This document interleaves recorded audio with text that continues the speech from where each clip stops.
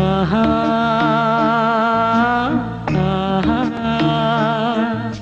காலை நேர சத்தம்தானா கடவுள் பேசிடும் பாஷை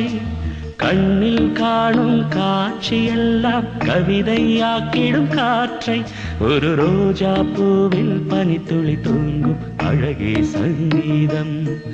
அதிகாலை பொழுதில் வானம் தூவும் மலரு பனிமூட்டம் முகில் கூட்டம் வந்து மலையோரம் சுகப்பாட்டு பாடி விளையாடும் ஒரு வண்ணத்து பூச்சி வானத்தை நோக்கி ஏது சொல்கிறது இனி வாழ்க்கை எல்லாம் சுகமே என்ற உண்மை சொல்கிறது